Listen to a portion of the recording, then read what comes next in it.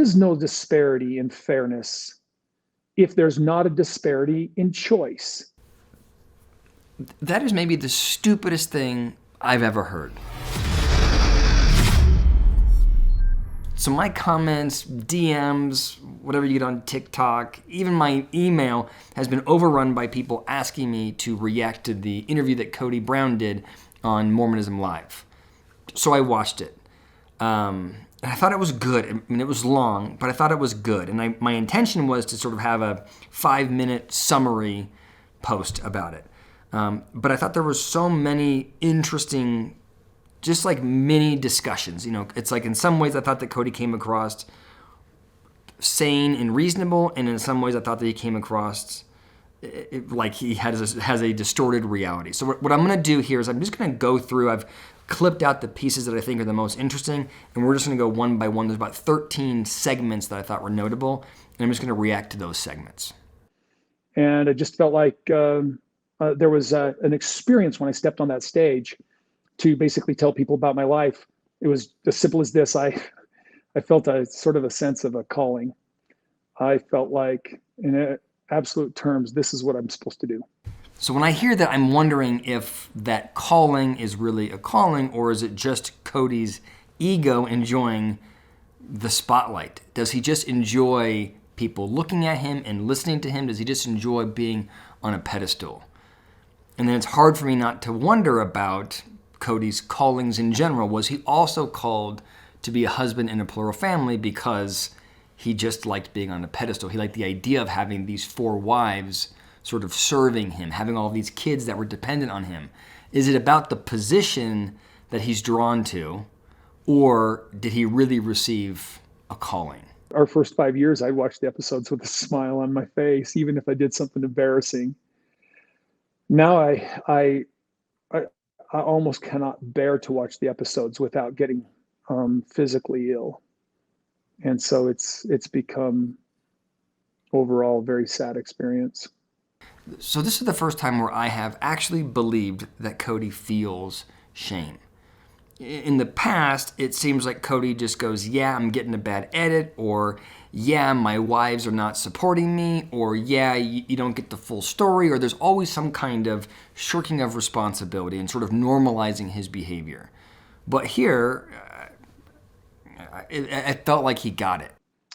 Let's say me and a wife would have an experience, or even me and one of my kids would have an experience that's being filmed, and then we'd have to talk about it later, and then we'd have to talk about it again, and then again, and then it'd be used as either potentially a rerun or a flashback or something like that. And something that you would probably forget was said and that happened was in your face 4 or 5 times and put it into your memory.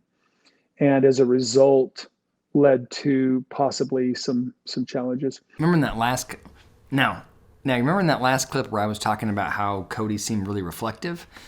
Here you see him being the opposite of reflective, right? So here he's saying, hey, the downside of having everything filmed is, like, you're really held to account for the things you do. Like, yeah, you know, sometimes you mistreat your wives or your kids or whatever, and everybody forgets about it. But now they see it on TV. People comment on it, and people don't forget about all of my shitty behavior. It's really atrocious. I made the mistake once when my family was going through a partial breakup of yelling at, or not yelling, but saying to my wives, well, I'm bringing back patriarchy. I'm going to be in charge, and you guys are going to do what I say. And I have a sister who's LDS, and it was the one scene in all 13 years of me being public, one scene that she saw. And at Christmas time, we were visiting, and she was chastising me for saying that. And I had to stand up and pace the room so I wouldn't lose it, that she had been not loyal enough to ever check into the show, but then she chastises me for the one worst day of my life. I thought this segment was really interesting for a couple of reasons. The first is I thought it was notable that Kody used the word loyalty when critiquing his sister's decision to not watch Sister Wives over the last 13 years. You know, you hear Kody say loyalty, I want loyalty, I want respect all the time. And it's like, to me, I'm just getting this feeling from him that it's less about having a strong family. It's less about caring for kids. It's less about all of that. And it's more about he just wants to be elevated in the eyes of a lot of people. And the folks that don't elevate him, he thinks they're not loyal. Like, you can imagine if your brother's on TV and you know your brother, you know your brother's family, you may not want to always be watching that show. He may have other things that you want to do. It doesn't mean that you don't respect your brother or love your brother, that you're not loyal. You're just not interested in his show. But he defaults to, you're not loyal to me. That's the first thing. The second thing is, I remember that clip. I remember watching that in the season last year, and I think that, like, collectively the entire audience goes, what? That's an insane thing for you to say. And he said it, I felt like he said it with clarity, with confidence. I felt like he meant it. And even here, when he's talking about that, he calls it the worst day of his life. He's saying that he regrets, or he's suggesting that he regrets saying it.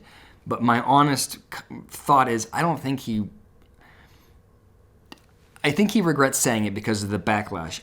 I still think he means it. I think if you listen to this whole interview in aggregate, it is very clear that he sees this sort of separation between men and women, and he believes that men should be on a pedestal, and that is just how we're built. I do think in his mind that he failed because he didn't maintain the patriarchy. Sacred loneliness is a real thing. And there's a point where you might lose enough faith to go, I don't want to spend the rest of my life in this kind of pain. I was just going to say, what is it that has caused the pain for you? And are you saying that you feel like you've experienced personally the sacred loneliness that causes so much pain? Well, listen, I'm not going to claim that I suffered the sacred loneliness. The sacred loneliness is a book referring to women in the 1800s. I just think this idea of sacred loneliness is ridiculous. Like, in my mind, I just see one wife, pacing back and forth in her foyer at night, wondering what her husband's doing with another wife. And she's sitting there and she's lonely. She's insecure, she has self-doubt. And then the faith is saying all of that pain that you're experiencing that brings you closer to God's in some way. It's a sacrifice you're making on behalf of the family. It's a penance in some way. I don't know what the logic is, how we shoehorn this sort of really horrific experience into faith. But that's what it feels like they're doing. It feels like they're distorting the experience and saying it's okay, that pain is okay, and it's part of the faith. To me, it's really just, how do we get this woman to stop complaining about her pain so that the husband can go do whatever he wants? That's how I interpret it. So I guess that's the first piece of it. The second piece of it is, I thought that the Radio Free Mormon guy here, I don't know what his name is, but I thought he called Kody correctly. Kody is talking about sacred loneliness, but he's reflecting on it from his own perspective, as though he has in some way experienced sacred loneliness. And when the guy calls him out, the guy's like, are you saying you've experienced it? And then Cody's like, well, technically I can't experience it. And it's just like, it's like you've kind of created this term from the 1800s to explain how these mistreated women feel, and you're going to bogart that also. Like, you explain the feelings, and then you go, and I feel that too. That pain you have, I also experience it. Feel bad for me too. Now, I'd had family counselors and therapists who sit down with me and say, hey, listen, your family's not going to be happier out of this family, or your wives won't be happier out of this family than they are in it. But I began to not believe that either. So the family counselor, who's a contemporary monogamist, was saying your wives will not be happier outside of this marriage than they are in it.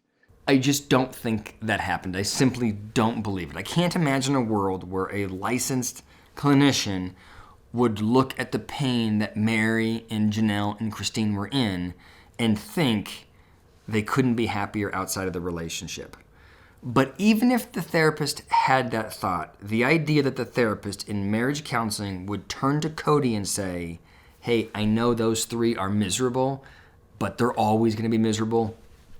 Don't worry about it. They can't find happiness outside of this family. Like, that's a crazy conversation for a therapist to have. And I'm trying to think of what could the therapist have said that Kody is distorting now, like through his lens, like what did he hear versus what was actually said? My only thought is that a therapist may have said something like, you can't blame all of your problems on the system you're in. You need to take ownership and find your own happiness. I can imagine that, like that kind of like, the therapist may have said to the individuals, hey, you have to work on yourselves. Stop just saying the family sucks or Kody sucks. Maybe it was about accountability, maybe. But there's no way that the therapist turned to Kody and said, they'll never be happy without you, buddy. That did not happen. A woman who shares her husband has given so much that in the path to perfection, sometimes she might feel like that's enough. I felt like I was constantly doing this dance where I was like, hey, are you okay? Are you happy? I want you to be happy. I'm just trying to make everybody happy all the time. And that was my job. And their job wasn't to keep me happy, even though, as a smart woman, that's going to work better for you. He's so close to being sensible. On the one hand, he's saying, I think reasonably so, that as a polygamist, he is obligated to try and make all of the wives happy, and that can be taxing. And in his perspective, his wives didn't feel like it was their job to make him happy. They felt like they had sacrificed enough. Fine. I can't argue it. I think the wives would probably disagree, but I can't argue it. But then he says, they don't try to make me happy, but if they're smart, they would. A smart woman would, because the implication is because I would treat them better, right? And like all of a sudden, the sensible Kody transitions into the petulant Kody. It's not your job to make me happy, but if you don't, I'll mistreat you. There's just no way that you feel like that this is healthy sometimes. And the requirement almost feels like beyond what people can accomplish. Now, that's me in it having struggled so much.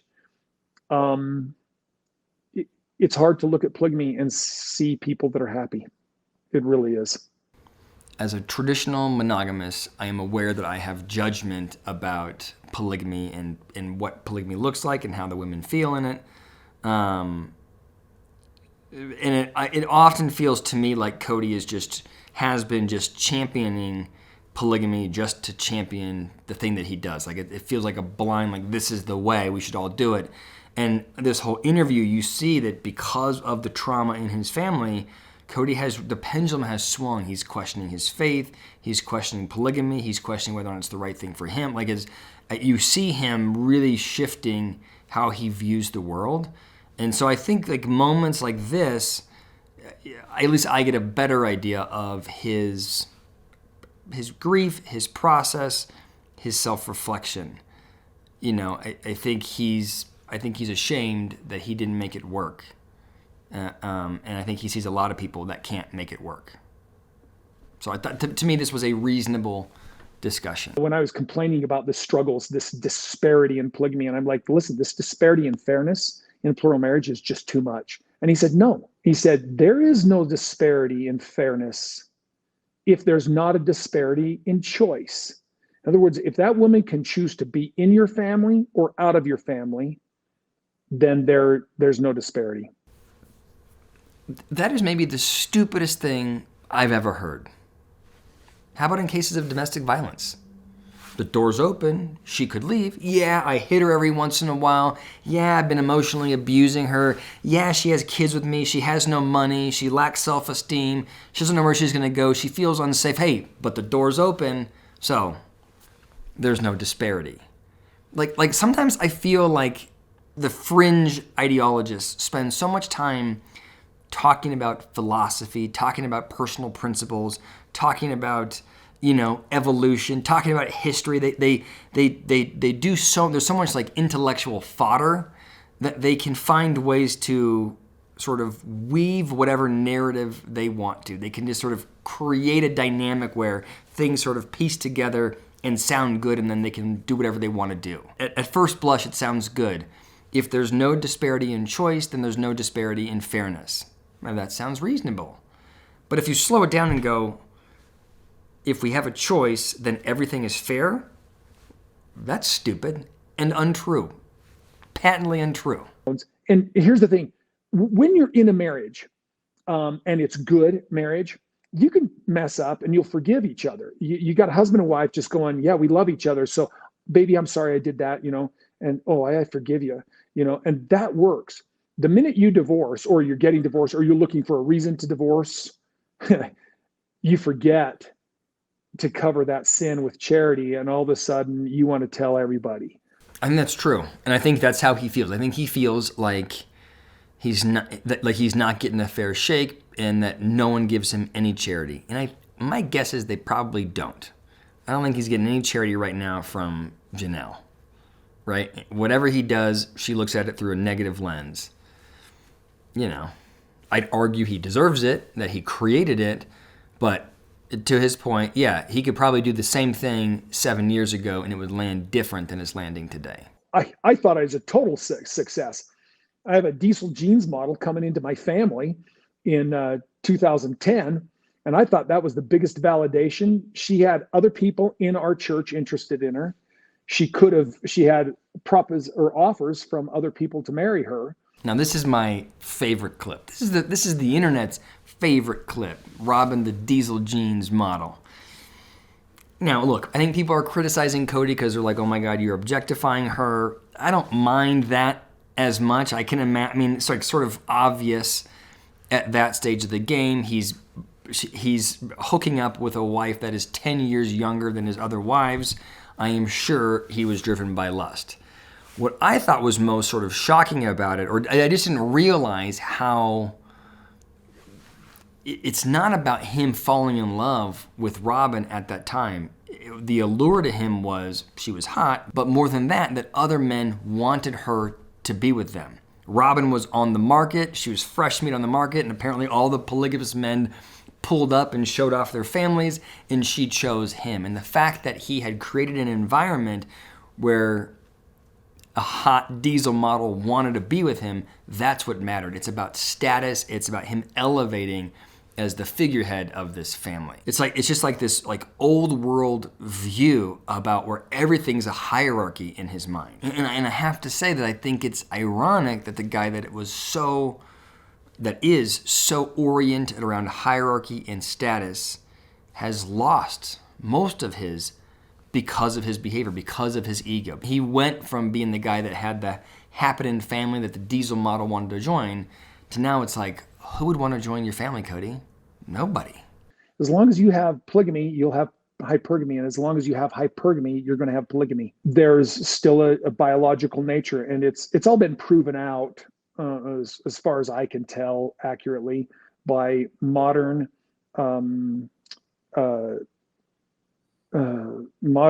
evolutionary psychology. I just have to level set with Kody here.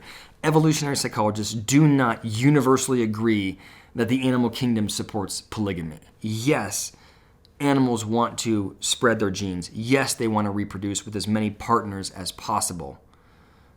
But they are not interested in having a long-term pairing with multiple partners, right? Like for example, the classic example would be a pride of lions. Certainly, there are multiple lionesses and one lion, right? But every year, the younger lions challenge the top lion for that spot so that they can share their DNA.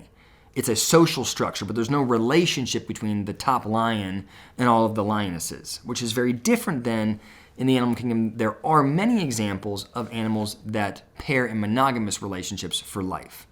Beavers, gibbons, albatrosses, swans. These are animals that have courtship, that reproduce together, that raise kids together, that build a home or nest together. It looks like traditional monogamy. They are a pair for life. So I think Kody has a desire to explain his behavior, and he's looking for examples, and he's shoehorning them in, and I don't think they always fit. While my fourth wife and I were gone on a honeymoon that my other wives all got, they criticized that, and I think established criticism of her. When you hear him talk about Robyn, I think he's wrong. I think that anybody that's watched season 1 of Sister Wives would tell you that the kind of honeymoon that Robyn got, I think it was 11 days, felt a little bit different than the road trip that Janelle got or that Christine got or whatever. Like he's distorted reality where it's like, oh, they all got the same. They didn't. But it doesn't matter. The comment here is interesting because it shows that Kody genuinely doesn't understand why people view Robyn as the heel. I think he genuinely thinks that she's harmless and has done nothing to damage the family. That's really his perspective. That's it. Those were the segments that I thought were the most interesting. I'm curious what you think. Did I miss anything? Anything you disagreed with? Let me know in the comments below.